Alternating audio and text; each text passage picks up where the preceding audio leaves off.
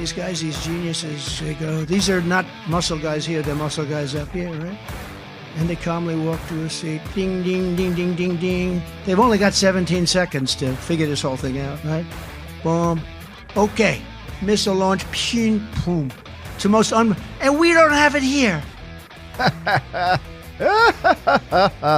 President Trump last night in New Hampshire. I got to say, he's in rare form these days. I think he's kind of a new, same old classic, but with new qualities, Donald Trump on the campaign trail. I might be wrong. We'll see. It's only New Hampshire after all.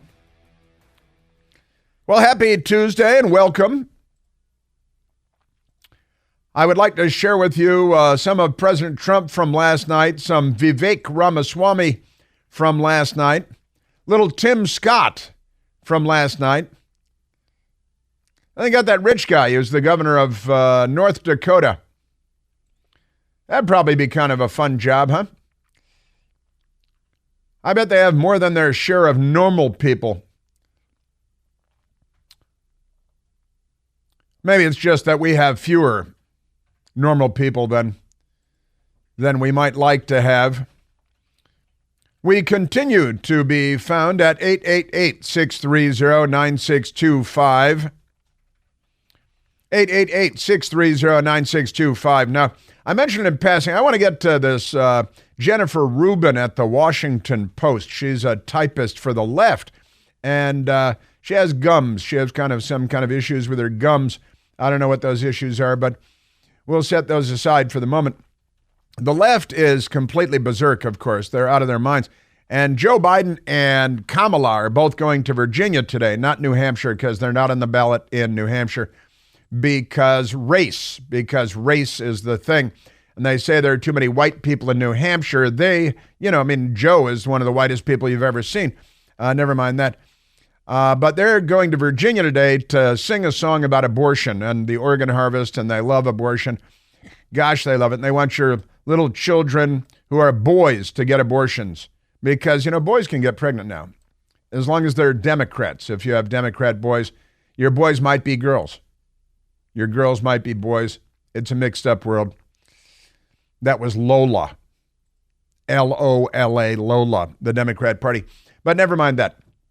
The Democrats, and I mentioned this in passing yesterday, but in Hawaii now, the Democrats trying to have President Trump kicked off of the ballot in a variety of states, and Newsweek magazine has Donald Trump could be kicked off another ballot under new bill, and they're very excited at Newsweek magazine. Donald Trump could be kicked off, and they love the turn of phrase kicked off the ballot in Hawaii ahead of the 2024 presidential election.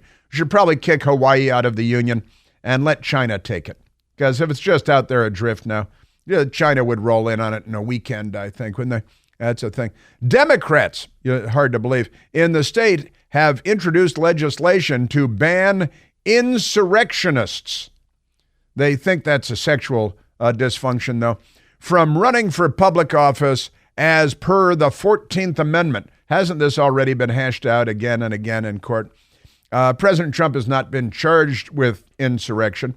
He has certainly not been convicted. He has not been tried.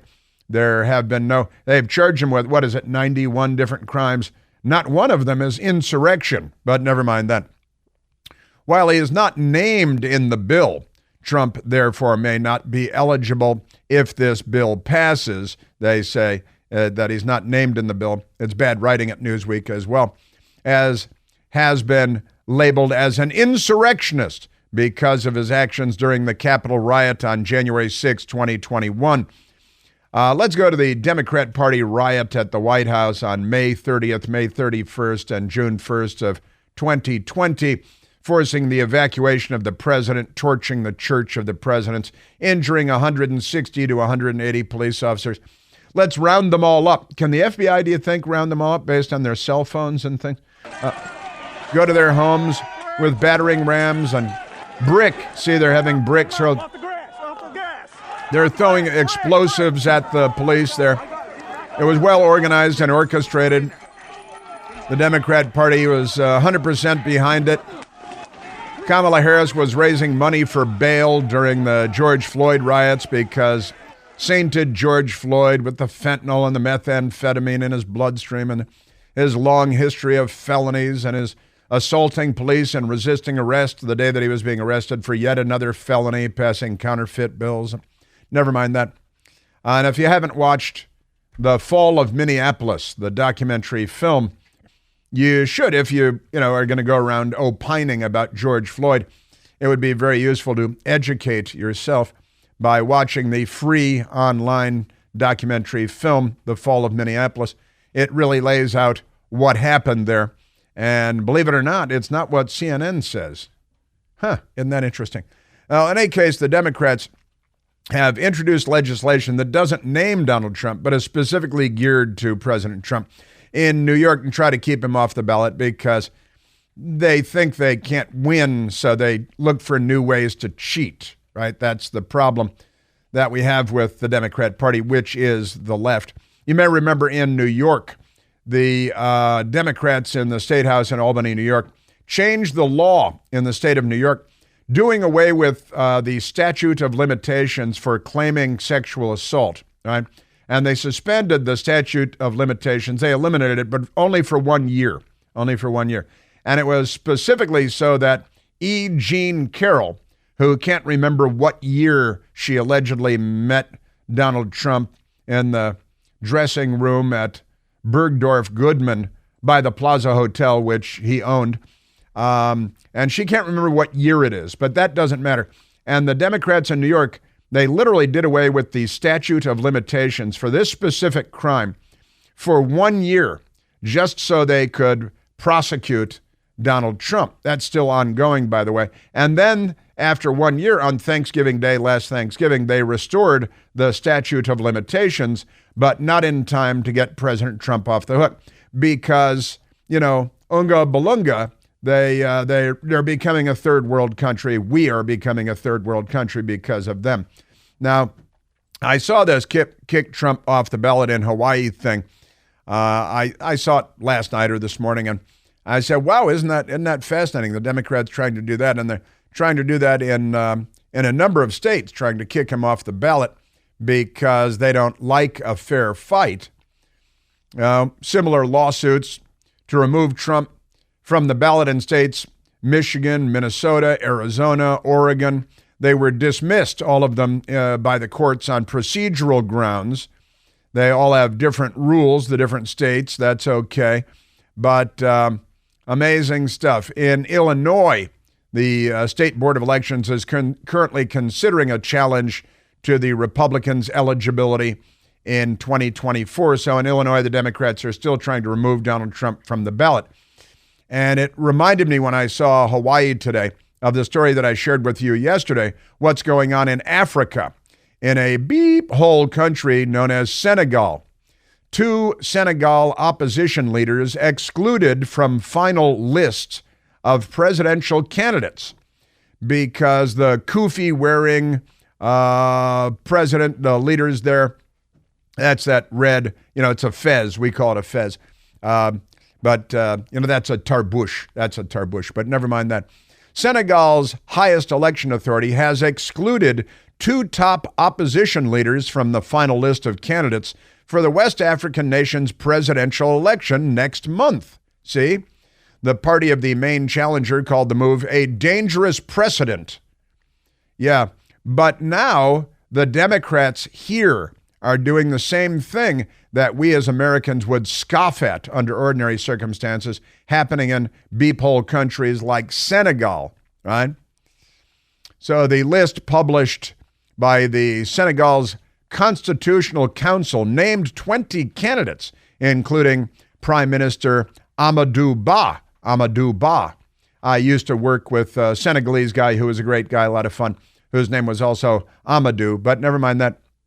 Amadou Seck, who has the backing of outgoing President Macky Sall. Macky Sall, and seen as a major contender. But the opposition leader, Ousmane Sonko, who finished third in the country's 2019 presidential election, was disqualified from the ballot because he faces 6-month suspended sentence following his conviction for defamation. Isn't that interesting? Because President Trump is charged with defamation in New York, just like Senegal, involving the woman who can't remember what year she allegedly had a sexual encounter with Donald Trump and the Bergdorf Goodman store sometime in the 1990s, but she's not really sure. So defamation is what President Trump is charged with in New York. And in Senegal, that's enough to keep you off of the presidential ballot. This is what we would expect from third world beep hole countries. But now it's what we've come to expect from the Democrat Party in the United States, because they're not liberals, they're the left. And the council said that this conviction renders him ineligible for a period of 5 years. They just made that up, of course. It wasn't in code or anything. He faces a 6-month suspended sentence for his conviction for defamation. What a coincidence. Senegal, New York, Hawaii. What do they have in common? Racists, leftists, and that's what you get. That's what you get. Your Washington Post. All right, now let's go to the fascist Jennifer Rubin, aka Gums Rubin, and she was on MSDNC, as you might expect. She's with the Washington Post, so she works for Dr. Evil. And Jennifer Rubin was on Sunday. There's one more thing we couldn't get to yesterday because they give me too much stuff. But here is Jennifer Rubin on MSDNC on Sunday talking about those terrible, awful Republicans who are fascists and part of a cult, and they must go to camps and be re-educated, just like the communist murderers, the butchers of the 20th century. And these people that think they're liberals have slid over. They've slid across the line, and now they're leftists. They're not liberals at all. Jennifer Rubin on MSDNC with a gang of other nodding, low IQ leftists. Why it's perhaps important to go to one of these rallies is to understand why he does have supporters. A Trump rally. These people are part of a fascist cult. And let's be honest, there are a lot of them, but a lot of them doesn't mean that they're behaving logically or rationally. To the contrary, we've seen in other fascist regimes that millions of people, sometimes even a majority of the country, becomes intoxicated with an authoritarian figure. And these people are utterly irrational. If I were interviewing, I'd say, well, what regimes are you referring to? The Socialist Workers' Party of Adolf Hitler, where millions, it's true, after World War I, they signed up for the Socialist Workers' Party of Adolf Hitler. Benito Mussolini, who defined fascism as a merger of state and corporate power, which is what you witness every time you turn on MSDNC. But they're part of a fascist cult, and she makes reference to other fascist cults, see, and the authoritarian figure and intoxicated. You mean like Barack Obama? The fundamental transformation of America, and this is the moment when the rise of the oceans began to slow, and you all cheered, and like the glassy-eyed lunatic zombie apocalypse that you are. Now, here it comes. Trump is so dangerous. I played the montage of Trump is dangerous for you yesterday. Trump is so dangerous that we all need re-education and presumably re-education camps. That means railroads and boxcars and rail spurs and they'll have the razor wire there, unlike in Texas. They actually believe in all of the mumbo jumbo that he tells them. So I think it would be a wake-up call about what these people are about. And no, we're not going to convince people who are part of the cult to switch. As you say, they're impervious to any kind of data, any kind of information. But what you have to do if you care about democracy is mobilize the people who already know what he's a danger and reaffirm and re-educate the people who are perhaps kind of flirting in the middle. They're soft Republicans, they're never Republicans, about the danger of going back to Trump. And I think that's the job between now and November, and that's the challenge for the Biden administration. Sieg Heil, meine Schatzi, Deutschland, über alles. And it's one of these ironies where, again, it's the Russian playbook, that they accuse you of doing what they're doing or what they're about to do. as an Obama administration official explained under oath on Capitol Hill. The Russian playbook has it that they accuse you of being what they are. They accuse you of doing what they are doing or what they are about to do. Re-education is a potent word, you ignorant numbskull. Jennifer Rubin, her skull is numbed. That's how numbskully she is. Yeah, the re-education camp for the fascists. You know how those fascists are. Your Democrat Party. Hey, aren't you in a cult? You guys believe that Barack Obama is going to change the climate? You believe that you're going to change the climate? 63 million abortions is women's health? Cult? Smell yourself.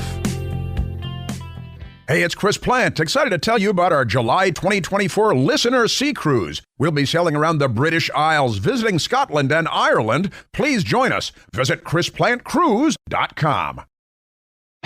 Democrats love crime, too. And shooting people. That's one of their things, isn't it? Yes, it is. Look at every Democrat city. Let's take another phone call. And there's a crazy D.C. crime story I want to share with you, too. They say they're going to fight crime in the city council, but they're just kidding. Let's go to Andrew, calling from South Central Missouri, west of Plains. Andrew, you're on the Chris Plant Show. Hey, Chris. The great Rush Limbaugh often said that the number one... Uh-oh. Oh, what happened there? I heard you say the great Rush Limbaugh once said, and then the National Security Agency cut you off. Okay, I'm sorry. Can you hear me? Yes, sir. Okay, well, Rush Limbaugh always said that the number one job of a caller was to make the host look good. Okay, so that's what I'm going to try to do here. All right. You often say that it's a shame that Republicans aren't good at politics. Yeah. Okay. One of the things that's been going on, obviously, is that Democrats have been screaming about the threat to democracy that Republicans and Trump are, in the United States right now, which is why they're trying to get him off the ballot. But I also want to point out that over the weekend, I read an article that said that the No Labels group, which the No Labels group, which, and then you cut off again. Oh, I'm sorry. Can you hear me now? Yeah, real quick. I'm sorry. Okay, so the No Labels has complained to the DOJ that Democrats are working an intimidation campaign to shut them down. And also, Democrats, they aren't counting votes of Democrats in New Hampshire today. So there's your threat to democracy, right? Well, you're right about the hijinks they're pulling in New Hampshire. I'll talk about that coming up.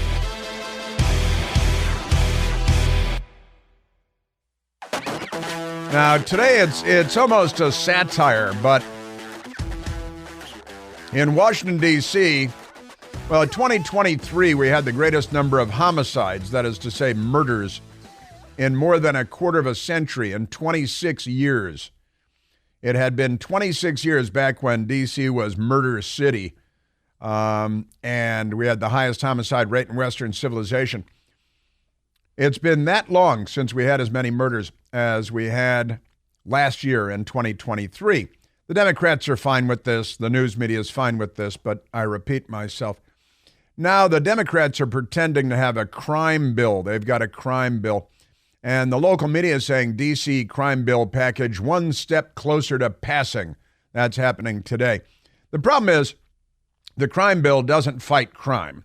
It doesn't give the police what the police need. We're down 500 police officers in the D.C. It's just our nation's capital in the United States of America. But leftists, who are mostly racists, have been elected, mayor, city council.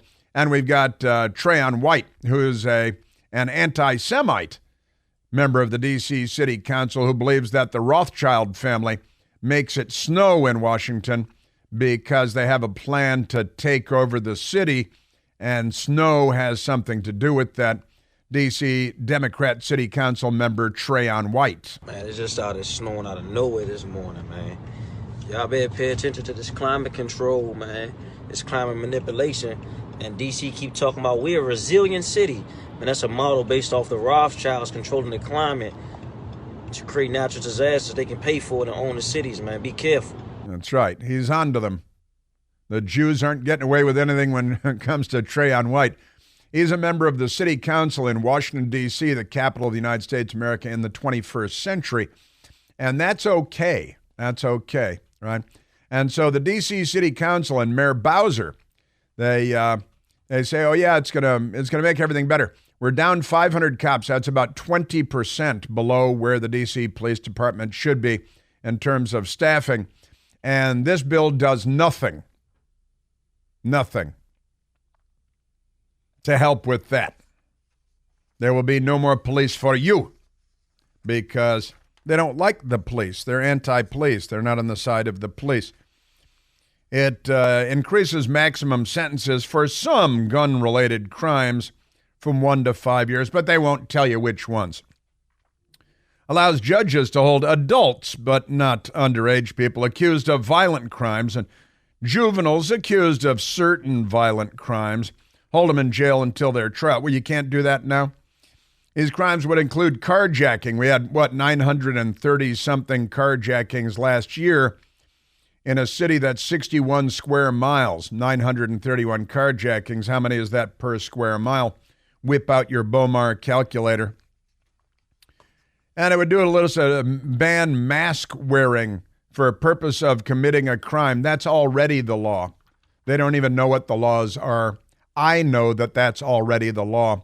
I'm not a police officer or a city council member or even an attorney, thankfully. But if the goal of wearing a mask is to conceal your identity because you're committing a crime, that's already a crime. But you should go ahead and make it a crime again. This time, maybe those laws will be enforced, but I doubt it. Sure, that's your thing. And they got really important things like Metro fare, jumping the turnstile at the subway, which every Democrat does today if they have the physical wherewithal to do that. Allows the Metropolitan Police Department to declare drug-free zones for up to 120 hours. That makes sense. But then it's over. Then it's not a drug-free zone anymore. Get back to dealing crack and shooting people. That's amazing stuff. So it's got a bunch of these things, but it doesn't add police, and it doesn't get criminals off the street, which is the point of, or ought to be anyway. Prohibits gun possession for people who have been convicted of stalking. If you've been convicted of a crime, it's already illegal for you to possess a gun. But you can go ahead and make it illegal again. It makes permanent a temporarily enacted offense of endangerment with a firearm that makes it a crime to shoot into a crowd, even if no one was hit. That's not already illegal? You guys, I got an idea. You should add murder to this. You should make murder illegal and make it okay for the police to arrest people that murder other people. And then you should be allowed to jail the people that have murdered people. Wow. Makes it easier to charge someone with first-degree retail theft because looting has become normal now. And felony retail theft. Isn't felony retail theft already illegal? You just called it felony retail theft. The collective IQ of the Washington, D.C. City Council wouldn't fill a thimble. It's a nightmare. Now, with that said, there's another one. I heard it on the radio today. I heard it on the news right there on WMAL in Washington. And it turns out this is crazy because the Democrats, they love going around committing crimes. And as I like to say, because it's true, the problem is not our guns, it's your sons. Here's the headline from WJLA in Washington. Teenager dead, another injured after double shooting in Northeast D.C., police say. One teenage male is dead and a child is injured after a double shooting in Northeast D.C. Monday evening, according to the Metropolitan Police Department. Officers said they responded to reports of a shooting. on 4600 block Minnesota Avenue Northeast. And when they got there, they found, listen to this, both teen victims were inside a car that was stolen from Prince George's County earlier on Monday when another car pulled up alongside them and fired shots. So wait a minute, you got these two young men, teenage men. They, somebody, I wouldn't want to judge allegedly, these guys stole a car from Prince George's County in Maryland. Don't call it PG County, racist. They drove into D.C., and then somebody else pulled up alongside them and opened fire on the car, shooting both of them, killing one and wounding the other. This is in Washington, D.C., what we call Monday. It'd be much worse if there weren't a little snow on the ground and it weren't chilly out. Both our victims were traveling inside a stolen Kia automobile that was taken earlier today out of Prince George's County while traveling northbound on Minnesota Avenue. Another vehicle, the suspect vehicle, pulled up alongside them and opened fire, said Metropolitan Police Department Assistant Chief Rami Kyle. The juvenile boy in his late teens was taken to the hospital with non-life-threatening injuries, while a teenage male, whom officials have not yet identified as an adult or juvenile, died after life-saving measures. Now, this is just kind of perfectly normal in Washington, D.C., and crime has gotten a lot worse, and liberals will tell you it's gotten a lot better. It happened to me yesterday on my Newsmax show. Oh, no, crime is much better now because they lie about statistics. Last year, we were at a 30-year high in homicides, but this year, we're just at a 25-year high in homicides, so it's gotten much better. See? Just amazing. Absolutely amazing. All right. Now, we've got. I wanted to share the crime and mayhem stuff with you. And D.C., they're going to fix it, except the city council is not going to fix it. They're not going to reduce crime with the measures that they've taken. They're outlawing things that are already illegal, like shooting people. Hey, should we make that illegal? Let's not get carried away. Come on. Amazing. All right, let's take a phone call. Let's go to Tom, calling from Hagerstown, Maryland. Thomas, you're on the Chris Plante Show. Hey, Chris, how you doing? I think the last time that I spoke with you, I believe it was in like 2005 when you were on in the evenings or something. Uh-huh. But anyway, it's great to talk to you again. Welcome back. Yeah, thanks. No, I listen to you every day. I think you're one of the most talented people on the radio, and I don't mean to insult the great one by any, or disrespect the great one by any means, but I've worked as a police officer and a prosecutor, and I can tell you, in both local, jurisdictions, one of which you just mentioned, and it is impossible. They make it impossible for you to prosecute a crime, even if they pretend like they want you to go ahead and prosecute it. They make it pretty much impossible for you to do so, whether it's the judges or your supervisors or any information. So basically, you don't have what you need to go to court, and they make sure that you don't have that. And even if you do, the judges will most likely find the defendants not guilty, even if they're on videotape. So it's very difficult and very frustrating. That's why I'm no longer a prosecutor anymore. But I find I'm just so, I was going to write down a bunch of, things that I wanted to say, but I just happened to pick up the phone and call and get through today without writing anything down.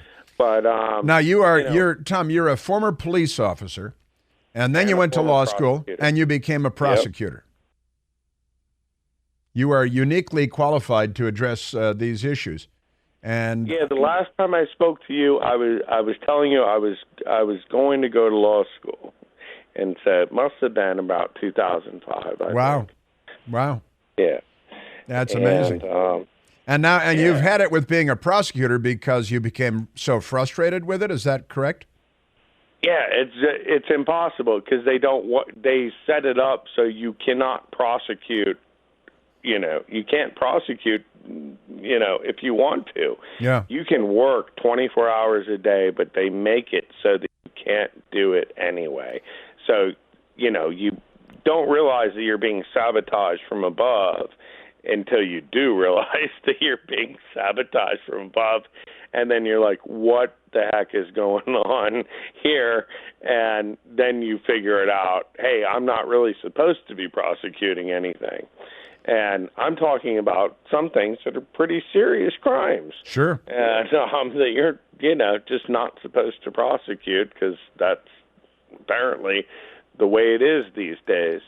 And well, in D.C., the city council is considering making it illegal to fire a gun into a crowd of people.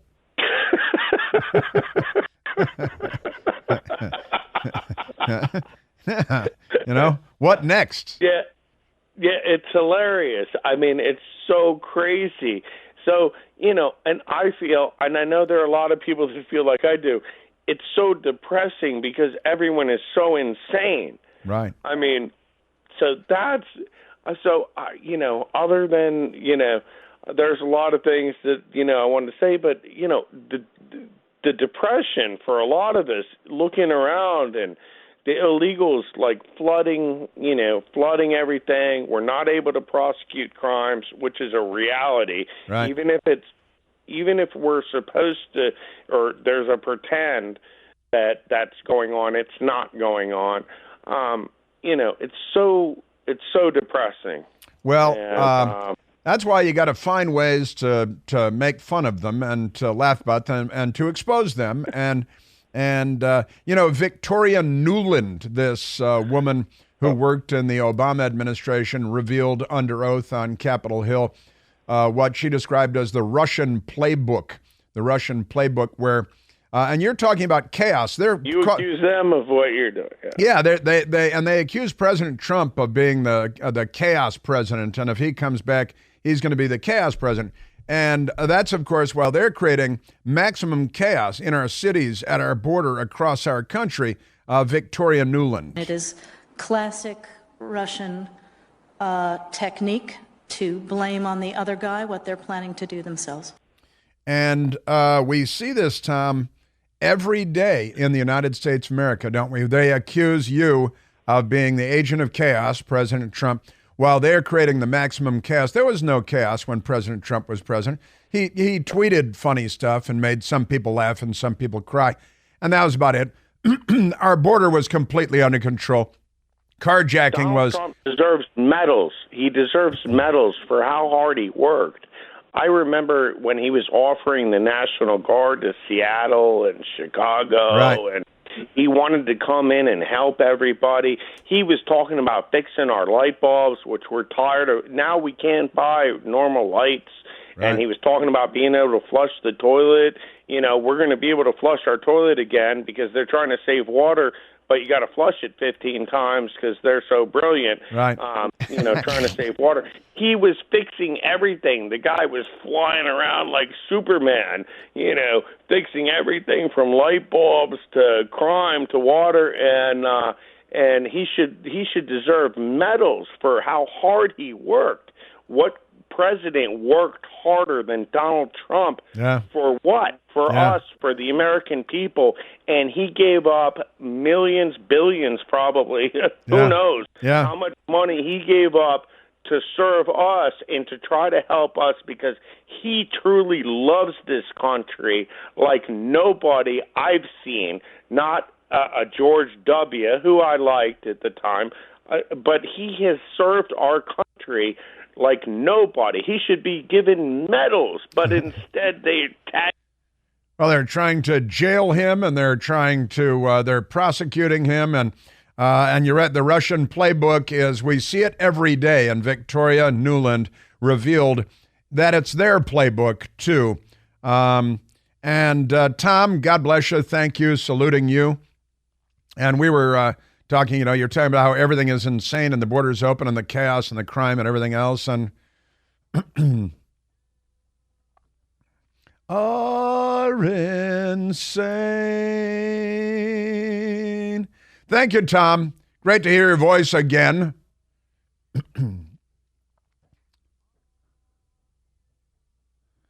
Jim Morrison knew, the Doors knew, way back when. And here we are. The end. Hopefully not. Yeah, the Russian playbook. They accuse you of being an agent of chaos while they are the most extraordinary agents of chaos we've ever witnessed. They accuse you of being this when it's always them. It's a projection, I think. Grammar school psychologists call it. Tom, thank you. Thank you for trying. We've got to keep trying. We've got to keep fighting the fight. In the end, what is righteous will win against the tyrannical left and their Russian playbook.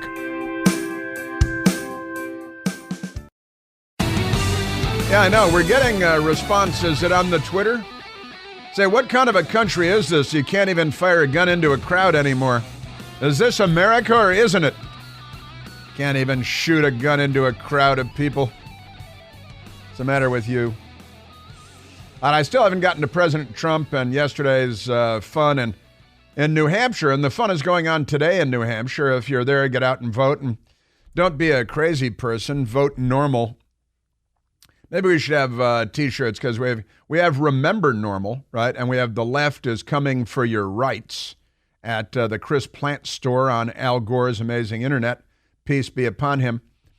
But maybe we should have Vote Normal because it's an election year. You know, it's a Vote Normal or Vote for Normal. Wow. We're in a crazy time, aren't we?